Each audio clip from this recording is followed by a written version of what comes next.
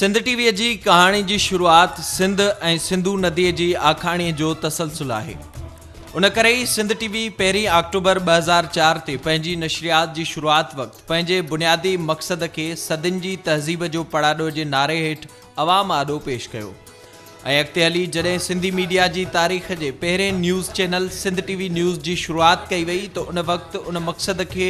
मिटीअ ऐं माण्हुनि जो संगम जे नारे तहत वधीक वाज़ कयो वियो। सिंध टीवी जा बुनियाद रखण वक़्तु नेटवर्क जे चेयरमैन डॉक्टर अब्दुल करीम राजपर ऐं MD अजीत कुमार आहूजा पंहिंजनि ॾिसंदड़नि सां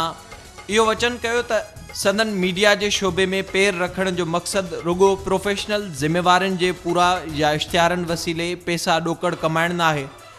पर संदन बुनियादी मक़सदु अहिड़े मीडिया हाउस जो क़याम आहे जेको समाज जे हीणनि, मज़लूम ऐं महकूम माण्हुनि जो आवाज़ बणिजे।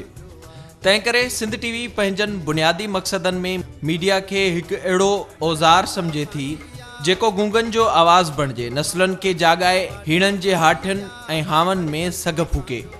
ऐं हिकु अहिड़ो मुतहरिक वजूद बणिजी ॾेखारे जेको ज़माननि ऐं मकाननि जा जमूद टोड़े, बर्फ़नि खे पिघारे पाणी करे ऐं उन पाणीअ खे झरणनि ऐं आबशारनि जा रूप ॾेई ज़रख़ेज़ पटनि जा रस्ता ॾेखारे।